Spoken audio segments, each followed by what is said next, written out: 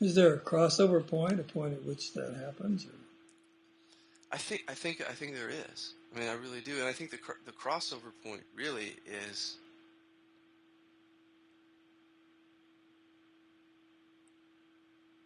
the point at which you verify it for yourself. You really have to verify for yourself that awareness is always present, and that sometimes you're going to get lost in thought. Let yourself do that. I tell people that let yourself have self-centered thoughts. You don't really have a choice anyway. This stuff just arises. Let yourself be overwhelmed by anger. Let yourself be overwhelmed by a reaction, and then let that experience be the exact place that you verify that there's awareness in the midst of feeling like really awful. Let that be the opportunity so you can actually see that when that stuff is arising, usually there's lots of other viewpoints coming in there with it. Like if you say something to me, Jordan, and I had this intense reaction to you, Mm-hmm. usually when we're on the spiritual search, we have that reaction, and then the little voice comes up and as the prosecutor and says, look at you, you're still reacting in that certain way. You shouldn't be feeling this, that you should have transcended this already. But those are the viewpoints that really aren't helpful at all. They're not helping. It seems like they're helping, but they're not helping. To be more direct with the turning point, the crossover point, is to see, like, in the midst of that reaction, that it is happening, that there is something that's aware of the feeling there, and there's something that's aware of whatever the voice that wants to attack back. There's one viewpoint that you're aware of, just to see that it's there, and to be aware of the other little viewpoints that come in and say, I shouldn't be experiencing this. I haven't worked through. I have to do more work on myself. There's something wrong with this experience, with this reaction. It all goes to this basic idea that we're sick at the core, and as long as we make ourselves into that little model that we're sick, then we get real busy sort of resisting what's happening. The You know, idea is that we're sick to the core. Is that?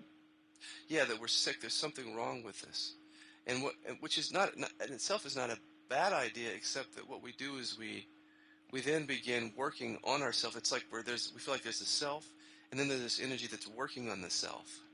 Like this ego that's working on the reaction. So there's the reaction, Jordan, I'm attacking you because I'm in pain, or whatever it is. It could be anything. And, Internally, this and reaction. yeah, there's just this unconscious reaction. But then there's this other voice that says there's something wrong with you. You shouldn't have had that reaction, which is almost in resistance to your own reaction. So it's like this force working on you. Right. When you start to see in a way that from the point of view of awareness, not that awareness has a point of view, that they're all essentially equal appearances coming and going. The reaction itself there's awareness that sees and notices the reaction. That's a turning point. And sees the mental reaction, the voice that comes up and whatever it does to attack back, but also that's aware equally of the voice that comes in and says, that shouldn't have happened. You shouldn't be getting angry. And that can relax that secondary voice too. So then all that starts to happen in your experience, this is the turning point, is that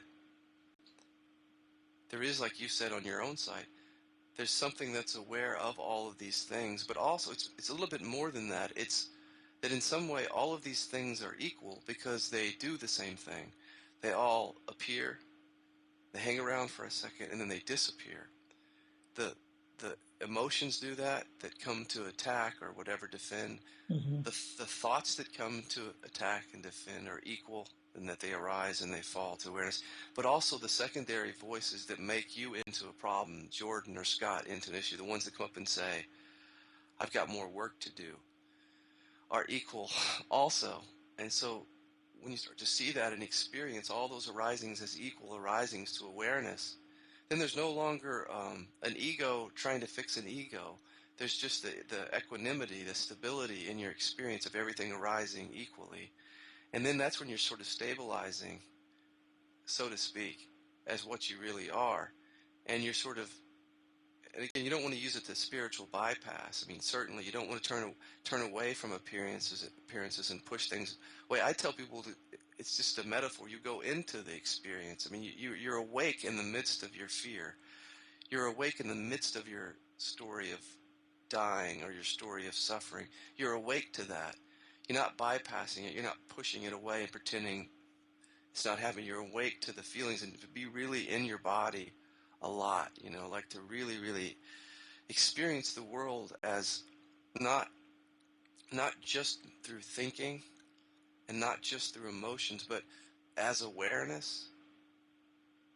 But awareness experiences the world through thought and emotion, so it's all one integrated thing. So you're experiencing the world almost like your entire body experiences this moment as awareness, as all the feelings and sensations that arise in the body, and then all of the thoughts that come up. There's an awakeness to all of that, so that you're not bypassing, you're not turning away from your experience.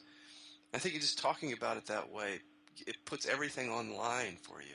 You know what I mean? So you don't make thought into an enemy. Thought's going to arise. I mean, we see that in our life. It's going to arise. You can have moments in which there's no thought. That's great. But eventually the thought arises. And that's sort of just allowed to be as an arising. The thing that's so beautiful about all this is it's just so temporary. You start to see that your worst thought, your most painful thought and your most painful feeling are as temporary as your best thought and your best feeling, and that you can't hold on to any of that.